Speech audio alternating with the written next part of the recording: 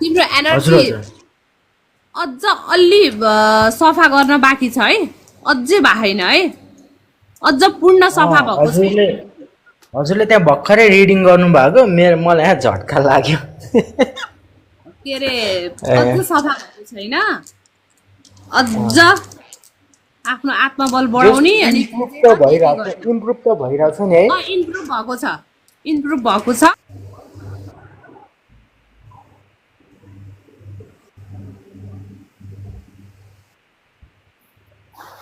पितृदोष भनेको त्यही तिम्रो जुन मरेका मरेका पिचास हुन्छ नि त्यसको दोष देखिया हो हजुर कि, हजुर बुझ्यो? ए, हजुर हजुर त्यो त अनि अनि भन त। हजुर भन्नु न भन्नु। अनि त्यो एनर्जी त जसरी नि मरेकाहरू त तिमी त्यो खोला खोलामै जाँदाखेरिको एनर्जीबाट कनेक्ट हुन्छन् के तिनीहरू। त्यो त उनीहरू त सबै पितृ भइहाल्यो, तर त्यो कुल देवता छ कि देवी छ त्यो चाहिँ मलाई थाहा पाएन क्या। तिमीहरूको म त्यो अनि चाहिँ लाइक भनिदिन्छु होइन, देवी देवता कुन चाहिँ छ म त्यो भनिदिन्छु, तर तिमीहरूको पुर्खा झाँक्री झाँक्रीको आदेश बिना म छिर्न मिल्दैन त्यहाँ, आदेश दिनु अँ पर्यो। तपाईँसँग अस्ति लास्ट टाइम कुरा गरेपछि नि होइन, लाइक अब त्यसको एक दुई दिनपछि पनि मैले जुन त्यो आफ्नै आफन्तबाट बिगाएर राख्यो त्यो पनि आयो सपनामा। आएपछि अनि एक्कासी मलाई छुन टच गर्न आयो कि अगाडि चाहिँ एउटा बुढी मान्छे राखेर बुढी मान्छेको मैले खुट्टा ढोगेँ। अनि एकदम प्रसन्न भएर के मलाई चाहिँ टाउकोमा हात राखेँ, एकदम खुसी भयो। तर उसलाई जानी नजानी जबरजस्ती त्यो बुढी मान्छेलाई अगाडि राखेर उसले चाहिँ म ठेलेर मलाई बिगार्न खोजिराखेँ। अनि त्यहाँबाट अनि हाम्रो कुलको झाँक्री आएर अनि त्यही हो यस्तो यस्तो भनेको थियो। त्यहाँ तपाईँसँग बोलेको एक दुई दिनपछि फेरि देखा परेको थियो क्या। अनि हजुर लाइक अब हजुर। अब खासै अब त्यस्तो विधि त छैन, त्यही मलाई त्यति चाहिँ सोध्नु थियो। त्यही हो। देवी छन् कि देवता छन् त्यो चाहिँ म भन्न सक्छु, तर मलाई त्यो पूर्ण स्वरूप चाहिँ हेर्न दिनु भएन के झाँक्रीहरूले।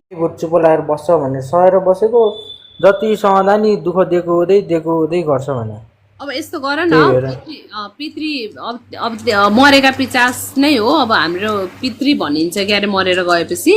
तर पितृदेव हजुर भनेको चाहिँ भिन्दै हुन्छ, पितृ भनेको चाहिँ भिन्दै हुन्छ। म्याक्सिमम् मातापिताहरूको शरीरमा आउने पितृ बोलाउने भनेको प्रेत यौनीमा भएको आफन्तको जुन आत्मा हुन्छ त्यसलाई चाहिँ प्रवेश गराउने हो के, त्यो पितृदेव भनिन्न के त्यसलाई। त्यो चाहिँ मरेको पिचासै हो जो चाहिँ प्रेत यौनीमा हुनुहुन्छ। उहाँको आत्मा चाहिँ पूर्ण रूपमा मुक्ति हुन्न, त्यहाँबाट लौ मलाई मुक्ति गरिदे, म यसरी के अरे बाँधेर बसेको छु, मैले मुक्ति पाइनँ, पितृलोकमा जान पाइनँ भनेर, अनि मलाई यस्तो यस्तो गरिदेऊ यस्तो यस्तो गरिदेऊ भनेर शरीरमा आएर खेल्ने हो।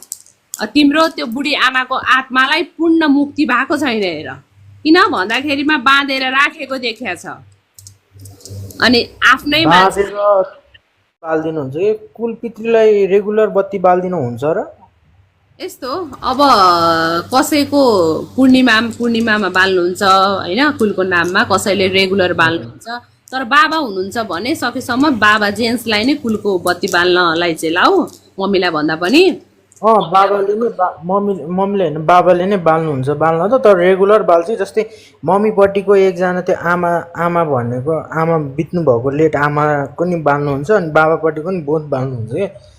अनि त्यो हुन्छ र अस्ति कति कति ठाउँमा तिम्रो हुँदैन यस्तो भन्ने कुरा सुनेको तिम्रो कुल भनेको भिन्दै हुन्छ अनि अकालमा मरेका आत्मा भनेको भिन्दै हुन्छ के। अकालमा मरेको आत्मालाई दिन रात पूजा पाठ बत्ती धुप बत्ती गर्न आवश्यक पर्दैन।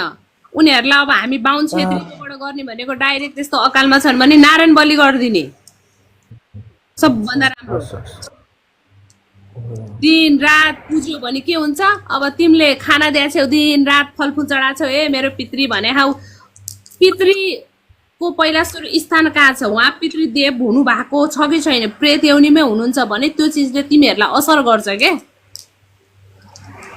ए त्यो चाहिँ कसरी हेर्छ त्यो चाहिँ? त्यो त अब शरीरमा खिचेर बोलाएर हेर्न मिल्छ। ए शरीरमै खिच्नुपर्छ? शरीरमा खिच्नुपर्छ। अनि आफैले आफ्नो एनर्जी रिडिङ गर्न मिल्छ कि मिल्दैन? मिल्छ, किन नमिल्नु, तिमीले